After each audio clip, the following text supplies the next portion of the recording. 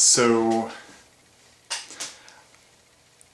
on Monday there was a episode of Radio Dead Air, and some of the fellow Cameites, you guys out there in TV land, may know what that is.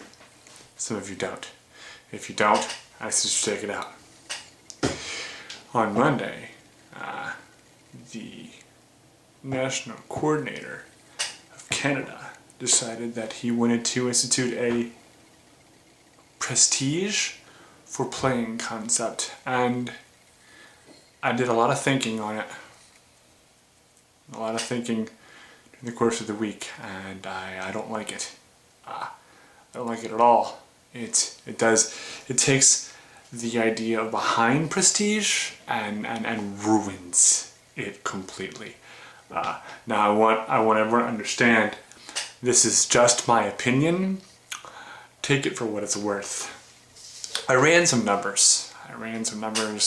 I felt like I should support my dislike for this project with facts. So in Canada we have 5 ordeals. Now with those 5 ordeals we get 90 general prestige and we get 10 regional prestige. When you total them all up, you get to be you're 100 points away from MC4. Now that means you're MC3. That means you're an artisan. If you go to dictionary.com, you will find that the definition for artisan is as follows. It's a person skilled in an applied art. Now, this touches on another subject that also has me, thinking about attempting to help rewrite the ordeal system, because people, they'll take ordeals and we're doing it for the prestige. They promptly data dump all of the information they just researched for the ordeal that they did, and they'll forget it, and they'll come back months later and be like, hey, what was that thing that I just did 4 months ago and I gave you a proper answer for to get prestige for? I'm thinking to myself, really? That proves you did it for prestige, and you should actually have that prestige taken from you. People who do prestige ordeals, people who do ordeals just for the ordeal itself, they're not doing it to get skilled in an art. They're doing it to improve their character. Now, with that said, prestige, as far as, imaginary points are concerned, yes, Fox, I agree with you. They are imaginary points and they should be spent as such. But if you take a look at,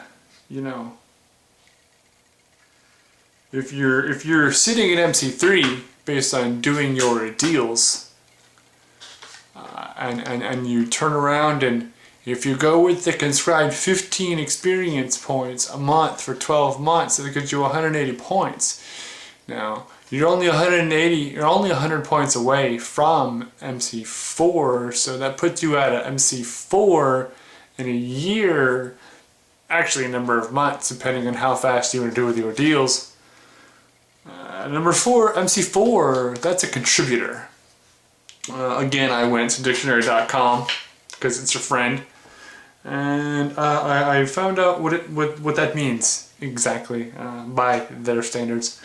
It's a person who contributes money, time, etc. If again, it goes back to the idea, if you're just doing the prestige ordeal to do the prestige ordeal, you're not contributing time, you're wasting time. You're getting points for your character and you're not really learning anything behind it. There are,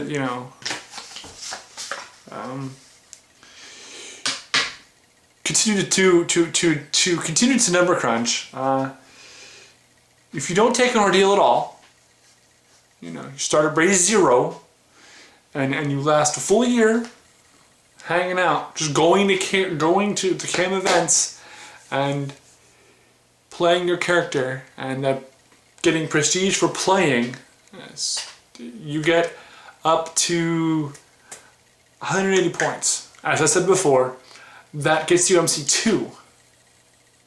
Okay, now there's the small numbers. 4, 3, 2, they're small numbers. Granted, what I'm talking about are the words attached to those numbers, folks.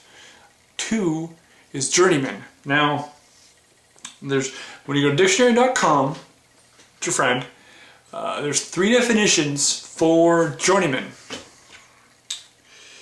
The number 2 definition is the one I'm most concerned with, because it's basically what a journeyman is. It's an experienced, competent, but routine worker, experienced, competent routine worker. Going to game, learning nothing about the system save how to do draws and possibly act a little, does not make you competent. Competent, I didn't look it up because I didn't think it mattered, because I'm trying to actually, you know, hope that competent is a word that most of you are going to grasp and treat you as adults. Competent is something, in my opinion, that means that you understand that there's, you know, a number of different systems out there and so on and so forth. Pardon, I apologize. And you grasp the idea behind the paradigm of your venue that you're playing, whether it be vampire, werewolf, changeling, mage, or geist. Go Geist. Woohoo! And so that's my breakdown of the prestige for play. And I want to stress enough, this is not a personal attack on the person known as Fox. I like him for what I know of him. He's a good person. I just think that he is mistaken in his opinion of being with the concept of prestige for play. It takes the idea of earning your place and belittles it. All of those people that have earned their place, the Jessica Orsini, I'm going to edit that. The people that have earned their place, they need to not... I'm not going to edit that. They need to not to not have their actions belittled, and that is exactly what that's going to do. I hope I haven't offended some of you.